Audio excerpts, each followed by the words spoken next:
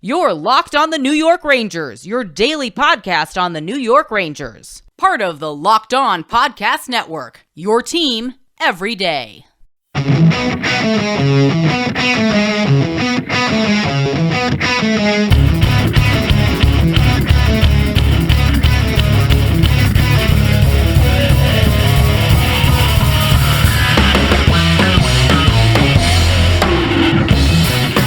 Welcome back, Blue Shirts fans, to episode number 676 of the Locked On New York Rangers podcast. I'm your host, John Chick.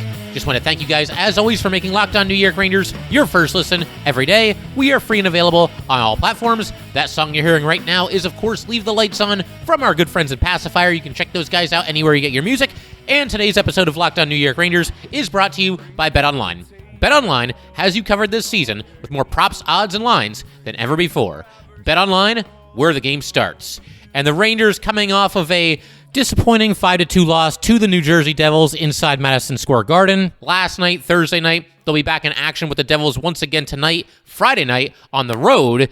And, for me, it wasn't really disappointing because, they lost, or, they lost to a Devils team that they quote-unquote should beat. It was more, there was a specific reason why this loss bothered me just a little bit. And again, it's not the end of the world. It's the third game of 6 preseason games, but we're going to talk about what that reason is in short order here. The first thing I wanted to do, though, and we'll talk about other things regarding the game as well. We're going to talk about the kid line. I thought they were good. We're going to talk about Sammy Blais returning to the lineup and maybe one or two other standouts for the New York Rangers. But I wanted to start today's episode by discussing the roster cuts that happened earlier in the day on Thursday. And it's funny because I did an episode on Thursday, and, I had seen that the Hartford Wolfpack was going to be opening its training camp on Monday. And so I figured, cuts were probably right around the corner for this Ranger team because, the Wolfpack needs some actual players. And of course, the Rangers had, I think it was 61 players still in camp. Sooner or later, you got to start narrowing it down a little bit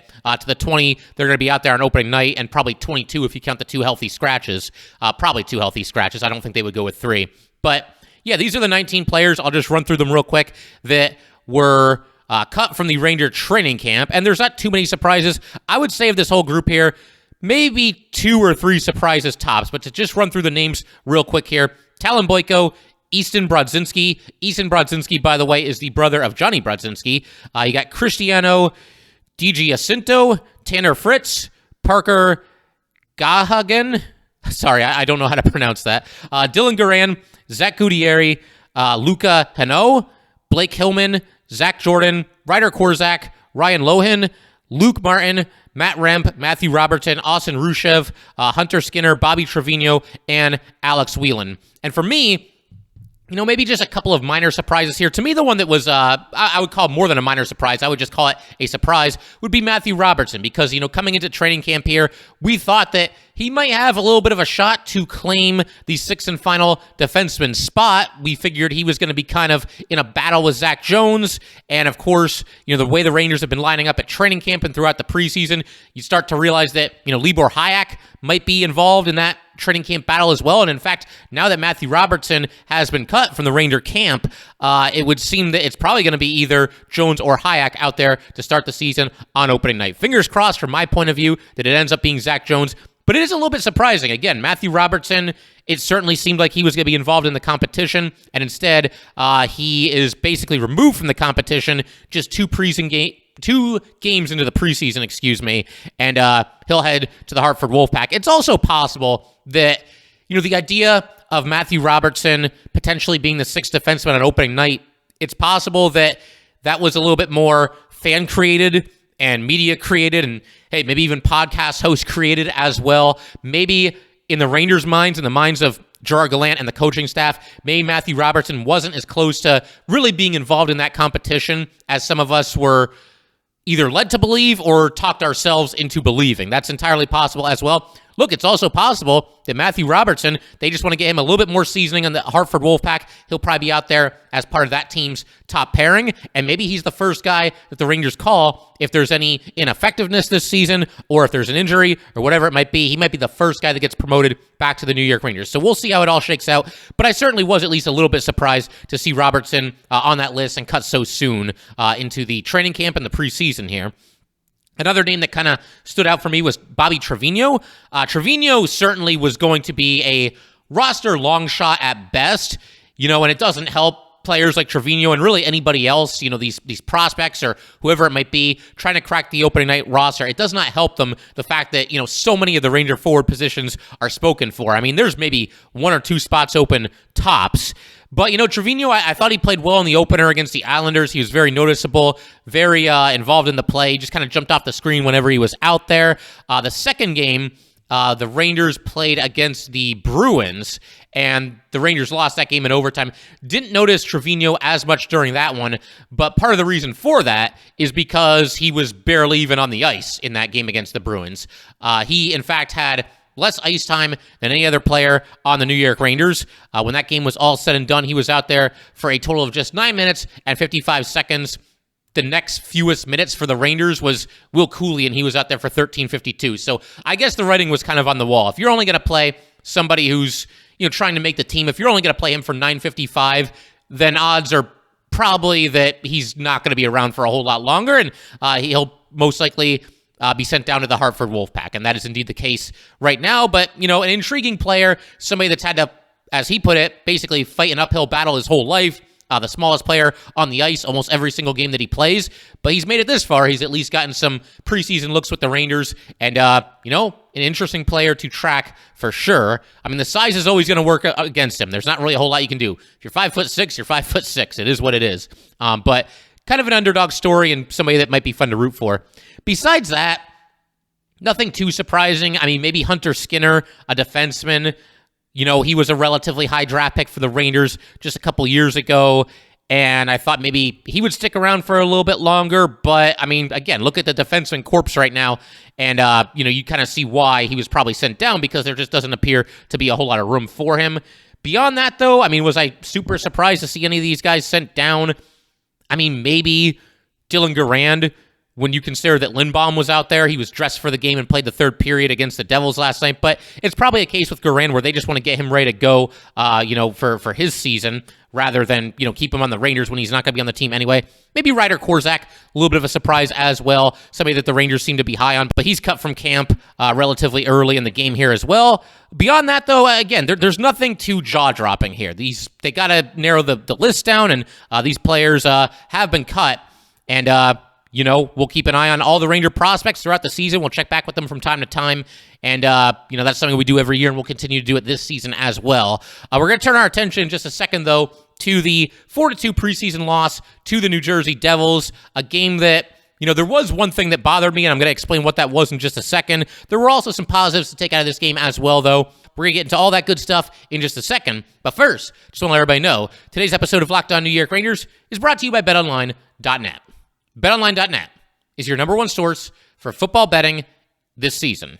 Find all the latest player developments, team matchups, news, podcasts, and in-depth articles and analysis on every game you can find. And as always, BetOnline remains your continued source for all your sport wagering information with live betting and up-to-the-minute scores for every sport out there. The fastest and easiest way to check in on all your favorite games and events, including NHL, MLB, MMA, boxing, and golf. Head to BetOnline.net or use your mobile device to learn more. BetOnline, where the game starts.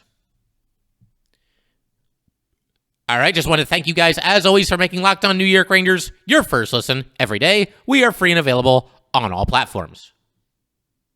All right, so the aspect of this game that was a little bit disappointing, at least for me, and again, I'm not going to get too worried about losing a preseason game to the Devils. It's not that big of a deal. Like I said, the bigger concern here is figuring out who's going to be on this team and who's going to be in what role, but that's just the thing.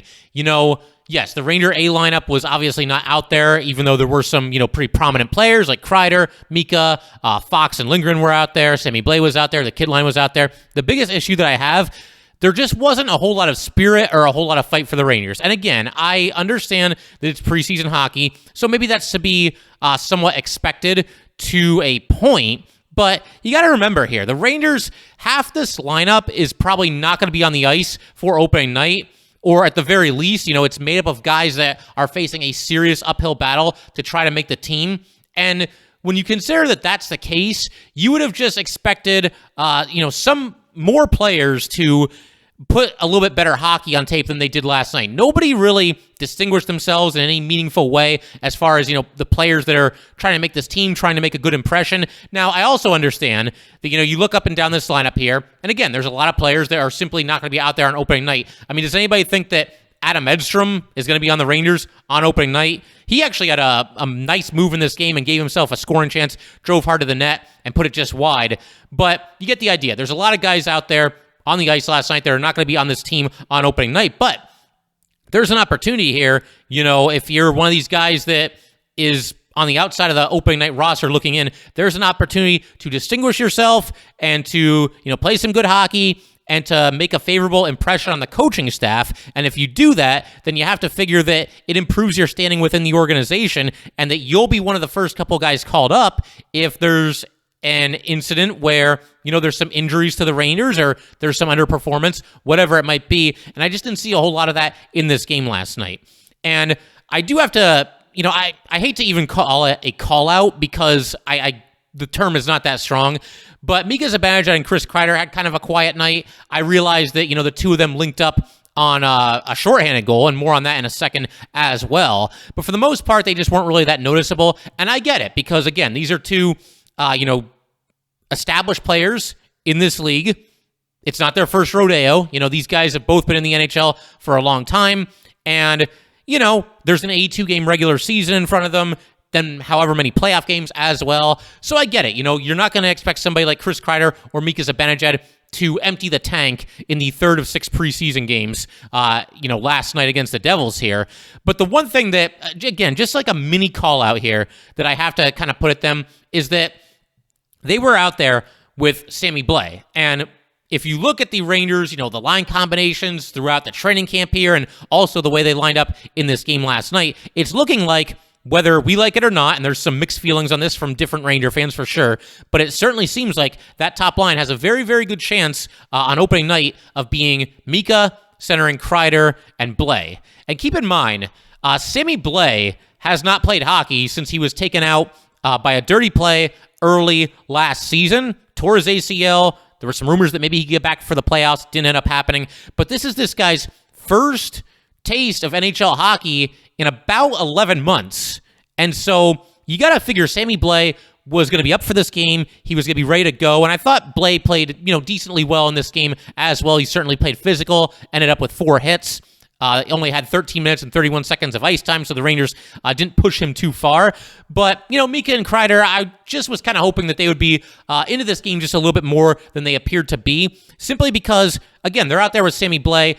They had a little bit of run with him last season, but not a whole lot. Blais only played 14 games last year, was moving up and down the lineup. And just the simple fact that that Sammy Blais was going to be amped up for this game and ready to go, preseason or not, it is his first game in almost a calendar year. I was just hoping to get a little bit more out of Kreider and Mika, starting to build that chemistry with Sammy Blais and, just going out there and competing hard. Again, it's nothing that I can get too mad at them for. I mean, look at the seasons that they're both coming off of, and I'm sure when the regular season starts, they'll both be fine. But, save for that early goal, the shorthanded goal, the goal that made it 1-0, Mika and Kreider were not really all that noticeable in this game last night. And like I said, we'll break down that goal in due time here. But I just want to talk a little bit about Sammy Blais because overall, I thought he played fairly well. Again, first game in almost a year, so you have to grade on the curve a little bit. But one thing I was really encouraged by was he was not hesitating to be Sammy the Bull. And, it's funny, I've joked on here that, he had just gotten that nickname bestowed upon him by his teammates, and that's when he got hurt. So that was obviously unfortunate last year. But, yeah, a shift early in this game might have been like this line's second shift of the night. He had a couple of hits on Miles Wood behind the Ranger net, and so that was good. Got him twice, big-time physical hockey, couple of really solid checks into the board. So, obviously, Blais not appearing to be too worried about his knee, going out there and throwing his weight around. Once again, he did end up with 4 hits on the night for the New York Rangers. There was also an instance in the second period where he did a nice job, intercepted a pass in the neutral zone, had a strong drive to the net. Rangers got a scoring chance out of this. And then not too long after that, the Rangers worked it back to Sammy Blais in the slot area, and he took a shot right there from the slot. It was stopped and frozen by Vanacek, but another scoring opportunity there for Sammy Blais, working hard to make things happen. And then second period, dished out another big hit. And, the thing about Blais, he always finishes the check. In this instance, there was a defenseman along the boards. He had to move it out of his zone and into the neutral zone, but Blais had him squared up, and he always finishes the check. The puck had been moved, but he went in there, put his guy into the board, nice and clean, so that was encouraging to see as well. He also absorbed a hit in the second period and, maintained his vertical base, was not knocked to the ice or anything like that, but probably not the worst thing in the world that Sammy Blais actually receives a hit. Good to just kind of test him out and get him back into the swing of hockey and, everything that happens during the course of a hockey game. And, of course, he was no worse for the wear after that happened. So, good night overall for Sammy Blais. Nothing too eye-popping, but just some good Sammy Blais-esque plays, dishing out some hits, creating a scoring chance, getting a scoring chance from the slot area there, absorbing a hit, just a little bit of everything. And, encouraging to see Sammy Blais be, right in the middle of the action in this game as he gears up to, get back into the Ranger lineup on opening night. He's got tremendous opportunity, being out there on the top line with Mika Zibanejad and Chris Kreider. If those are indeed the lines that the Rangers roll with to start the season, going to be out there with two pretty darn good players. So definitely looking forward to seeing what he can do. And again, nothing too crazy in this game, but I thought it was an encouraging performance from Sammy Blais, especially when you consider that he's coming off of the ACL injury, and when you consider that he has not played in a hockey game in, once again, nearly a calendar year. We are also going to break down the Ranger goals and talk about who stood out in a positive way for the Blue Shirts, and we will do that in just a second. All right, so we got to go ahead and talk about this early shorthanded goal that the Rangers got about, 14 or 15 minutes into the second period here.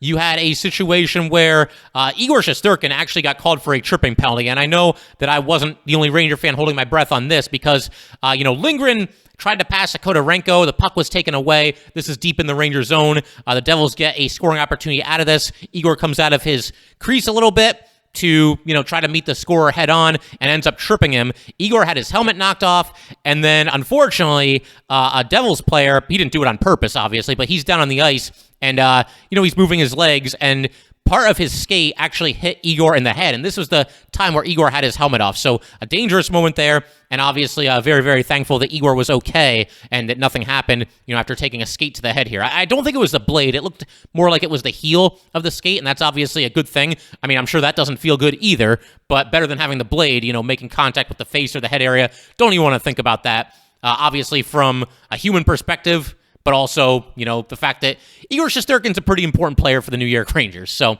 that set up the power play, and Rangers had a pretty good kill here, and they end up scoring a shorthanded goal, and this is the second time that a defensive play by Mika Zibanejad in the preseason here led to a shorthanded goal for the New York Rangers. Mika was basically pressuring his guy at the blue line. The Devils were trying to hold the blue line, running out of real estate. Mika was all over his guy, knocked the puck away, and then he followed through by hitting the same player, checking him into the boards. So that basically took one of the Devils out of the play, and just like that, you got a 2-on-1 going the other way. Adam Fox is carrying the puck up the right side. He's got Chris Kreider to his left, and Fox did such a good job. He delayed and held on to this puck until the last possible second, really kind of sold that he was going to, take the shot here. And he didn't, but he drew the attention of both the defenseman and the goalie. I think the defenseman back was probably Dougie Hamilton, and made a really nice deft pass to his left to Chris Kreider. Kreider tips it into the empty net. And Kreider, he actually scored the first 3 shorthanded goals of his career this past season, so nice to see him get one here as well. Very, very encouraging. Something else that I thought was encouraging for the Rangers in this game is that they played pretty well on the penalty kill. And again, Lafreniere and Kakko, who I thought both looked like just, fish out of water last year when they were asked to play the penalty kill in the preseason, and even a little bit into the regular season as well. I thought both of them looked strong in the penalty kill here. They pressure the puck when the opportunity is there, but they never seem to take themselves out of the play or, compromise their positioning or anything like that. But throughout the game, I thought both of them played very well on the PK, as did the entire unit. The Devils went 0 for 5 on the power play. And of course, the Rangers had the one shorthanded goal here as well. They actually got a second shorthanded goal later in the game. So think about that. The Rangers allow the Devils to get 5 power plays, and they outscore them on the Devils' power plays by 2 goals, and they lost the game by 3 goals. There are not too many games, preseason, regular season, or postseason, where that's going to be the case. Just kind of one of those quirky, odd things here, but obviously a very, very good night for the Rangers on the penalty kill. Like I said, you can always find some positives. This wasn't the best game that we'll ever see the Rangers play, but there's always some positives to take out of games like this. And another thing, we were just talking about Lafreniere and Kakko. I thought the kid line was absolutely fantastic in this game. To be completely honest, I didn't really notice them that much in the first period, but from the second period onward, I thought they were easily the Rangers' best line of the night. There were a lot of possessions in the offensive zone where, the Rangers, they would, maintain possession, cycle the puck very well, just not allow the Devils to get it away from them. Some good crisp passing as well. There was one shift where it was the kid line along with Fox and Lindgren, and it's just a crime that the Rangers didn't score on this possession because it almost reminded me of the shift against the Lightning in the playoffs. Game 1, the kid line was out there just forever, just moving the puck, getting all these scoring chances, refusing to give up possession, winning the races to loose pucks, winning a couple board battles, cycling the puck effectively, basically doing everything they could do without actually scoring. So again, a very encouraging night overall, I thought, for the kid line. You just hope that there's a little bit more finish going forward as far as the kid line is concerned in the preseason here, and especially in the regular season. So we'll keep our eyes on them. But, so far, so good. There's still part of me that really wants to see Alexis Lafreniere on that top line where he had success with Kreider and Mika last season, and maybe even you throw Kakko onto the second line with Panarin and Trocheck. But once again, I am willing to give this an opportunity. If the kid line can spark the team, as it did often during last year's playoff run, and they can kind of be that energy line and that X-factor line, and if they're getting enough ice time, that's a big-time caveat for me. I can live with Lafreniere and Kakko opening the season on the third line with Hedl, as long as they're getting, I don't want to say as much ice time as the top two lines, but, somewhat close to it, at least in the same ballpark. Maybe some of those guys are mixing in on the power play as well. And, I can live with it if that's going to be the case. Long term, would I like to see Lafreniere with Mika and Kreider? Yes, I would, but we'll give it a shot to start the season here. It was a really good night for this line. Like I said, best line for the Rangers on the night. Figure we might as well also go ahead and talk about the second Ranger goal as well. This also occurred while the Rangers were shorthanded. They started the penalty kill with a unit of Gettinger, Hayek, Henriksen, and Bartkowski, and some other guys worked their way in. Julien Gauthier was even out there on the penalty kill. Gauthier, true to form, had a couple of scoring opportunities in this game and absolutely nothing to show for it. There was one situation where he drove hard to the net, kind of bowled into Vanacek a little bit, and actually drew a penalty.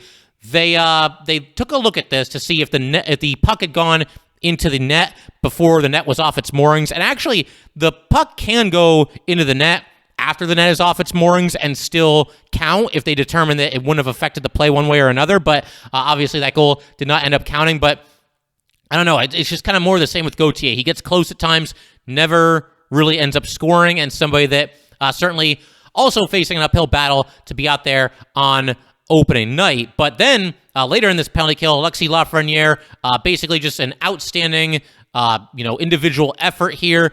Basically, the Devils, they're getting situated and getting ready for a rush up the ice, but Lafreniere, noticed that they were having some issues and took advantage of it. Very instinctive player, Lafreniere, a smart player, and he goes up there, has a takeaway in the offensive zone. So just like that, he steals the puck by lifting the stick of his opponent, and he's in alone, one-on-one with Vanacek. A couple nifty moves on the doorstep. Fakes going to his backhand, goes to his forehand instead, and he scores. Roofed his shot, almost an indefensible shot here.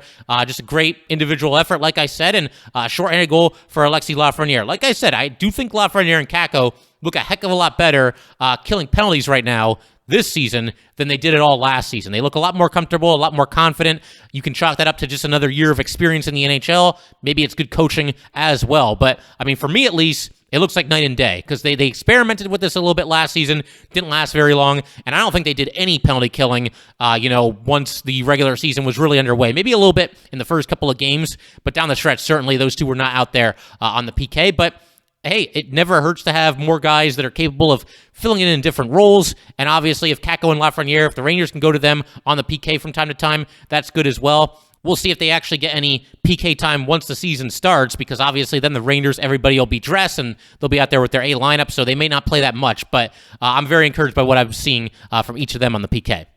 I also think I might owe an apology to Ryan Lindgren, and I got to give a shout out to Anthony on Twitter who pointed this out to me. But basically what happened was the Rangers opener, there was a situation where Brian Othman had a bloody nose, and I kind of just, quick kind of throwaway line about how, well, Ryan Lindgren's out there, so somebody else needs to pick up the slack in terms of bleeding for the Rangers. Then, in the second game against the Bruins, Ryan Lindgren does, in fact, end up bleeding. And then I said something like, if any Ranger on the team is going to take a high sticking penalty, or rather be, the recipient of a high sticking penalty, then I want it to be Lindgren because he's more likely to bleed than anybody else, and that could result in a double minor against the opposition. And what happens in this game? Ryan Lindgren receives a high sticking. Now, Lindgren, for once, actually was not bleeding here, or didn't appear to be anyway, and it was just a 2-minute penalty on the Devils, but I'm afraid to say anything else about Ryan Lindgren. So nobody get mad at me. I swear I don't have like a Ryan Lindgren voodoo doll or anything like that. I'm a big fan of Ryan Lindgren, one of my favorite players on the team.